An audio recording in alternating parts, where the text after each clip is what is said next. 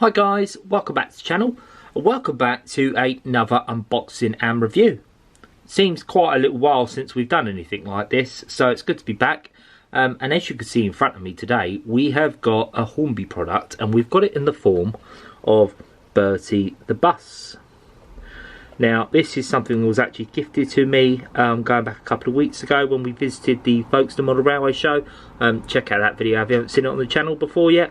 But yeah, this was gifted to me at the Folkestone Model Railway show, and I have to admit it's something I'd never really sort of intentionally meant on picking up myself. Don't get me wrong, I've stated time and time again, you know, I'm a big collector of obviously the vintage Thomas stuff, and this sort of comes into that range, even though it's done by Hit Entertainment on there. But yeah, essentially it's a little it's not remote control, it's not wind up, it's just put a battery in and watch it go around, sort of Bertie the bus. It's a very, very unusual product for Hornby to actually make in their line, actually, I'm not gonna lie. And from what I understand, it's actually the only road vehicle to actually make it within Hornby's line. So very, very unusual. So yeah, join me as we take a look at a close detail at Bertie the bus by Hornby. So yeah, first off, what I'll do is I'll show you the quick packaging there. So like I say, it's done in the more modern range of Thomas and Friends Hornby packaging there, with all the engines there at the bottom. You've got Henry, James, Mavis, Percy and Thomas with the various logos there. Hit Entertainment, made for 3+, Hornby, and it takes one AA battery. So I'll quickly flip it to the side for you so you can take a quick look at that. So yeah, you can see the product code there is R9096 Bertie the bus. That was a bit hard to read because it was upside down. And yeah, obviously if you take a look at the back of the packaging, obviously it does show you some of the other range that you could have got. Like I say, this is sort of the later years of Hornby, pretty much sort of the dying ends before obviously they lost the contract or sold the contract on. But yeah, you've got Stepney, Flying Scotsman, Bear, Oliver, and the circus vans and various other bits of rolling stock. Now all of this stuff now really goes for a pretty penny, believe me. Flying Scotsman, Stepney and Bear, even Oliver to an extent, goes for ridiculous prices on the secondary market. And even things like the circus vans go for silly money now. So everyone seems to want this sort of later line of Hornby Thomas and Friends. But yeah, what I'll do is I'll get it unboxed. So yeah, we'll go ahead and get this unboxed. I have not taken this out yet, so I'm assuming nice and easy. And then we're just going to prop him straight out of the packaging there, nice and easy again. He says, as he struggles a bit. But yeah, there we go. I'll put that to one side a second, and there is Bertie the bus. Facial wise, actually, to be fair, it doesn't actually look too far off what season 1 sort of Thomas and Friends face looked like on Bertie, actually. I'll put an image on the screen for you now so you can see. But actually, do you know what? His face actually really isn't that bad. I'm assuming it would have been the model series this is based off. So yeah, it's quite nice actually, to be fair. You've got chrome, nice chrome, not buffers. They're not buffers, are they? Headlights, I'm assuming, headlamps there.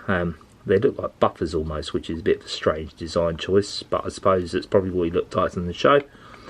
And then yeah, overall it's a nice nice red livery, almost like a London Transport red livery. Wheels are nice and movable. Back ones aren't. I'm assuming they're the ones that actually wind up. Yes, they are. You can see there the little cog there. It'll wind up the wheels as they go along, but the front ones are free rolling. And then yeah, obviously you can see the interior. So obviously you've got the driver and various passengers there. There's a seat missing, empty for someone there. But yeah, overall actually it's quite a nice little model. The only thing I would say about this model actually, if anything, is purely for the fact that it is so freakishly big. Now you're probably thinking, oh, what does he mean by that? So what I'll do is I'll quickly put Bertie down now and I'll show you. So yeah, there they are down there for you, and you can sort of see a size comparison in terms of what I'm referring to. So right next to Bertie, I've got the T Brown Distilleries 040 that they did otherwise, which would have been the Percy tooling back in the day. And what I sort of want to draw attention to, and hence why I say the size comparison, is look at the size comparison. Bertie is the same size, if not bigger, than what Percy would be from the show. That's the only thing I would say about this, is just that he is just freakishly massive. Turn it for side comparison there. Yeah, and he's clearly taller than what obviously Percy would be. So yeah, I just think it's a bit of a strange design choice that they would choose to do Bertie that big, but I suppose, you know, it makes it more of a model for people and for collectors as such. And I suppose as well, realistically, the only way you're going to do it is, you know, if you really minute it, and obviously they wanted to fit the motor in there. So I can sort of understand that. I mean, you've got to bear in mind as well, from what I understand, this was going back in around 2005, I would say. I just need to double check that very quickly. Yes, 2005 this was distributed by Hornby, this Bertie model. So that does kind of make sense in terms of why obviously they went for that design choice. If they choose to do it now, obviously with their TT range and everything now, they probably would maybe do something a little bit smaller. But it's very interesting, like I say, that they went for that design. But yeah, move T Brown Distilleries back out of the way, and obviously take a closer look at Bertie again. But yeah, overall, it's a fairly nice model, to be fair. Like I say, the face is actually quite accurate. I'm quite pleased with that face, to be fair. And overall, like I say, the livery looks really nice. A lot of people say he's normally a bit of a lighter red than this, and in the series I can sort of see that.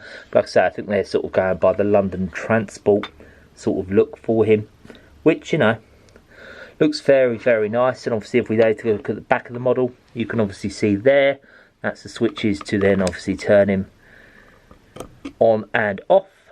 So what we need to do now is obviously we need to just get this unscrewed at the bottom, put a fresh battery in, and fingers crossed he's going to work. I've not even tested this, don't even know if he's going to work, but hopefully he will. But very quickly, before we do, let's just have a quick bit of background all about Bertie the bus. Bertie the bus is based on the post-war Leyland's motor Tiger type PS1 and PS2. Specifically, the single-decker half-cab front entrance buses were built between 1946 and 1953. Several examples still survive on into preservation, and other notable Leyland Tiger buses appearing around the island of Sodor include the hospital bus. Bertie is painted in the common red livery of buses in the United Kingdom, most famously used by London Transport. His number plate, CRD54, refers to the fact that it was first seen in Edward the Blue Engine, published in 1954 and illustrated by C. Reginald Dalby. His interior was originally cream coloured with red seats, but in the CGI series he retained his red seats while his interior became red. He had black lining on his cab doors and sides up until the 23rd series.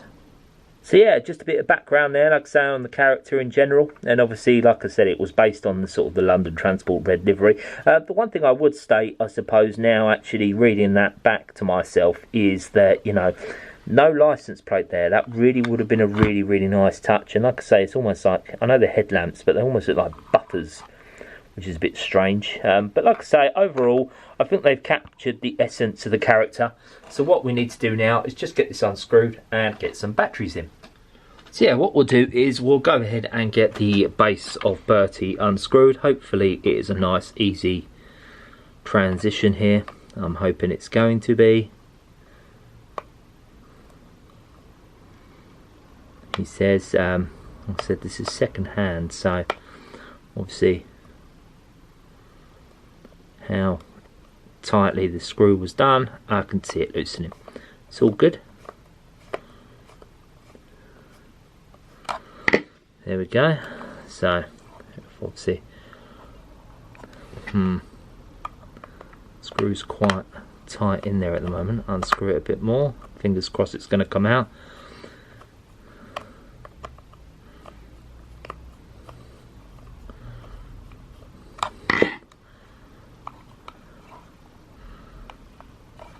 Oh dear. It's almost like it's rusted in there. Fingers crossed that's not the case. As well, I didn't actually check, obviously, to see if there's a battery still in it, because that's not good. You shouldn't leave battery. And there's a battery in it, which isn't good. That's not good at all. And his sticker seems to be coming undone as well, so that's great news. Not.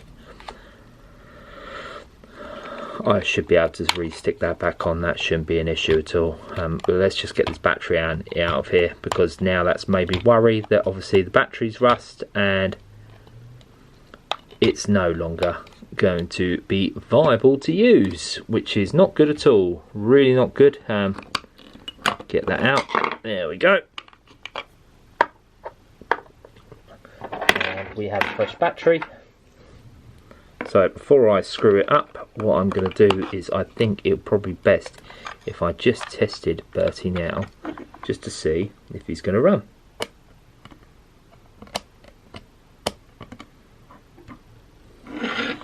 And he's not going to run. Oh good. So we've got the stickers coming undone now. And he's not going to run. Brilliant. Right, I'm back, and fingers crossed it was literally just a battery and it is going to run this time. If not, then I'm really not too sure what I'm going to do. It's just going to have to be a static model, I suppose.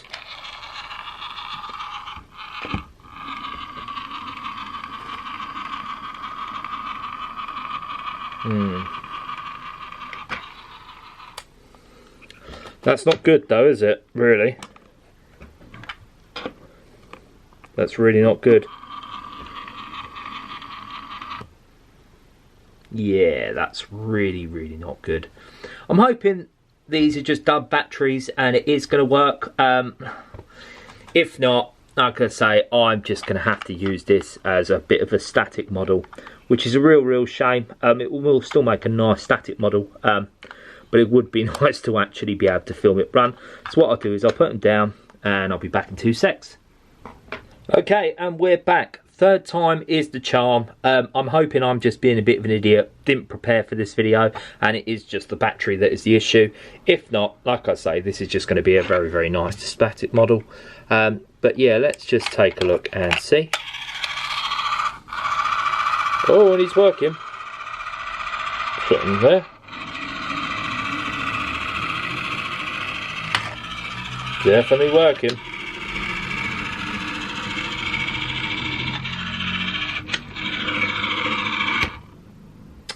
Okay, good stuff. So what I'll do is I'll quickly turn him off, and then obviously we'll just have a little bit of a running session. Not too sure how I'm going to deal with this running session at the moment. I haven't really ever had to deal with road vehicles before, so let's just see how this goes.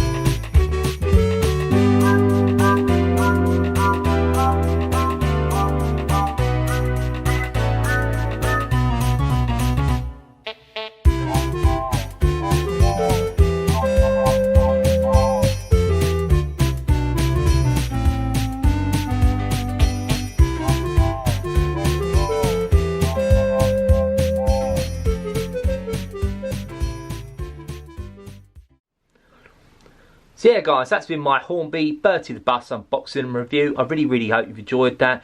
Let me know down in the comments if you own this model, what you think of it. It's a bit of a novelty item really, isn't it? It's not something you can use on your layout. Like I say, dwarfs, you know, it completely dwarfs your model loco, so I don't really know what you're actually going to do with it on the layout. So it's more of a novelty item, still nice to have, nice that it's motorised, really nice detail, and you know, it's quite a faithful depiction of the character from the show. Really hope you enjoyed it. Like, comment, subscribe, and I'll see you in the next one. See you guys.